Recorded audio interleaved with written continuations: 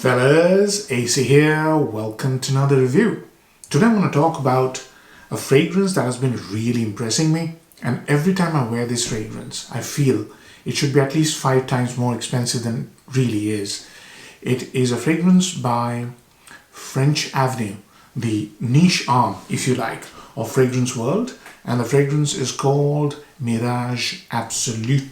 The Miraj Absolu is a fragrance which tries to do Laotian exclusive, which is quite a rich animalic and basically a black tie affair kind of a fragrance. I do not have it in my collection yet, but I've smelt it many times and I've felt the impression I carried was Laotian was much more wearable. Laotian exclusive is very exclusive.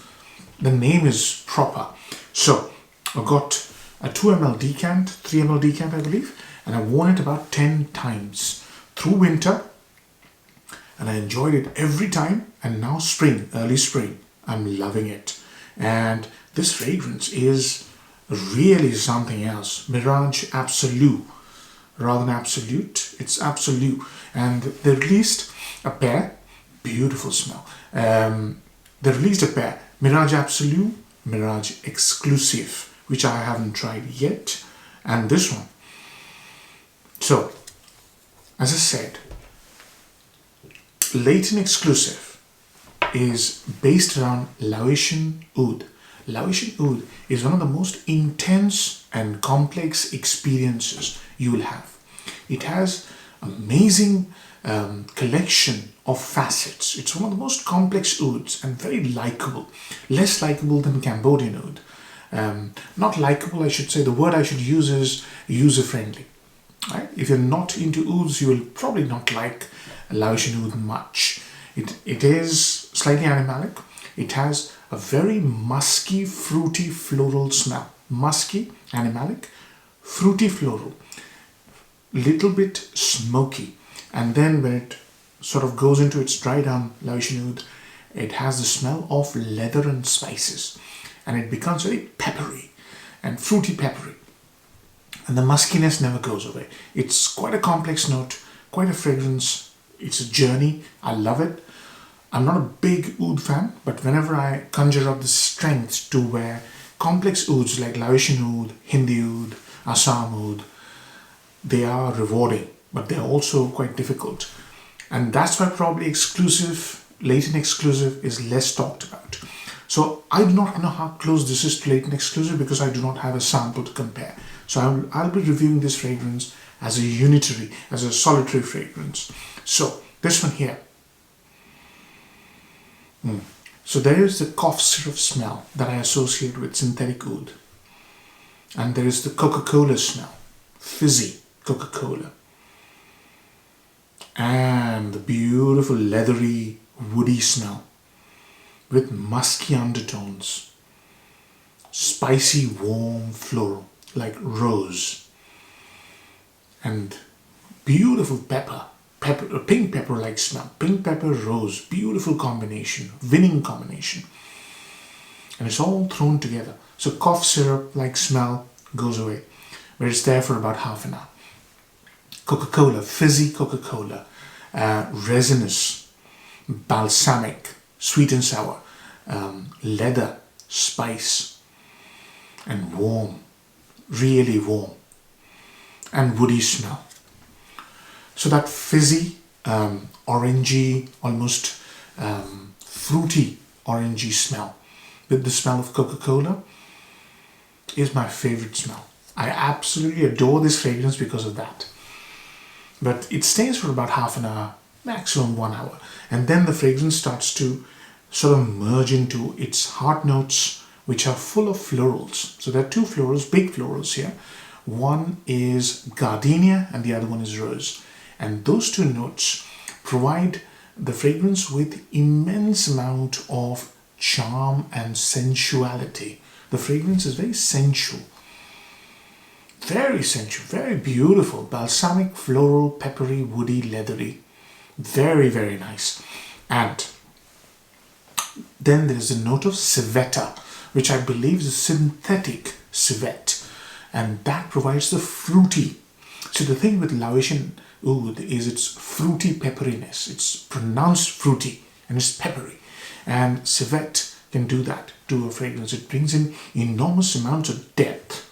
It's not skanky, it's not animalic. Depth, fruitiness, and that's civet. Many fragrances that I've smelled with civet in or synthetic civet provide that fruitiness, leathery facet. This is a complex scent, and once it dries down, it becomes a little bit less smoky, less fruity, more woody, slightly powdery, as if powdery sandalwood has been used, mixed with leather, stunning leather. You know, it's not masculine leather, it's just new leather. And pepperiness never goes away. And musk, leather, musk, peppery, fruity, floral, and just absolutely beautiful earthiness, like patchouli would have been used. Slightly earthy. Fabulous fragrance. The complexity, the depth, the enjoyment you get from this fragrance is worth every single penny you spend on this bottle. So upsides and downsides. Number one upside for me, whenever I spray this fragrance, I feel this fragrance should be at least £250, if not more. You know, you spent, currently it's available on eBay here in the UK for about £40. This fragrance should be at least £200. At least you smell it, you think, blind test, you think that this should be at least £200. If you're experienced. Wow. It smells way, way more expensive than it really is. Number two, it's a complex oud leather experience with fruity notes, with animalic notes, with floral notes, spiciness. So it is not a beginner's fragrance, but if you're experienced, you will enjoy this immensely. If you've really got some experience with complex fragrances, you will really like this. It is highly recommended if you have decent amount of experience with, especially with Middle Eastern, oudi leather, spicy fragrances. Fantastic fragrance, I tell you. Number three is the compliment factor. Now, if you wear this one spray, like I do, you will be noticed. I've worn this more than 10 times, and I've done this, experienced it when I've walked into crowded places, boom, straight away. So this is a fragrance which makes you feel special, you smell special, and you should have the confidence to wear 1 or 2 sprays. That's it. If you go 4 or 5, it's just not a 4 or 5 spray fragrance. It's just 1 or 2 spray fragrance. It's just unique, very, very classy, upper class, and exclusivity is the name. It smells exclusive and expensive. Downsides. You have to have experience to really get this fragrance. If you go and get this fragrance without any experience, you might be disappointed. There's some scents here which might disappoint you. Cough syrup. Who wants to smell of cough syrup? But anybody with experience in oud will know it's a critical part of the development of the fragrance. So there's a smell of cough syrup here. Number 2, low wearability. You will struggle to find occasions to wear this. It smells gorgeous when it's damn cold. You know, I wore it one of the evenings I was testing was sub-zero, so at -2 or -3.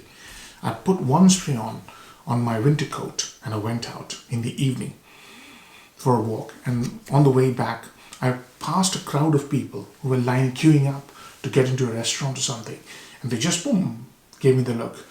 I went past them and my scent might have been quite noticeable, so they smelled me. Sub-zero temperatures. But as I said, downside is you'll have to think about occasions. It is not one of those easy to wear, easy to like kind of fragrance. It's easy to like, easy to wear, probably not. Value for money. Biggest asset of this fragrance is the immense value for money. I spent very little for this sample. I wanted to sample it. But you spend £40 for this. You're getting absolutely top quality fragrance. Undisputed. Value for money is immense. In spite of low variability. Age groups 30 plus, because this is experienced man's fragrance. You have to have experience. Just because this smells like For some people, just because this smells like Latin exclusive is a good enough reason for them to go and get this. Don't do that. Latin exclusive is not an easy to like fragrance because of Laotian oud. So 30 plus experienced people who have experience with complex fragrances, or test it out, see what you think. Not a blind buy worthy fragrance. Seasons. Extreme cold weather is perfect for this. Extreme cold. But if you live in a country where its nighttime temperature is about 10 degrees, at the moment it's 9 degrees, smells good. But it smells amazing when it's terribly cold. It smells absolutely divine. So, best weather to wear this fragrance, winter. Or spring, evening time. It is an evening scent. Or autumn, evening time. I've covered all aspects, haven't I? Performance. I always forget to cover performance. So this is the thing. It gives me nose blindness. There's something in this fragrance when I wear it and I'm sitting alone, I stop smelling it. The moment I walk out, it's everywhere. It swirls around me, creates a nice little scent sort of cloud. So that tells me, obviously the juice is high quality.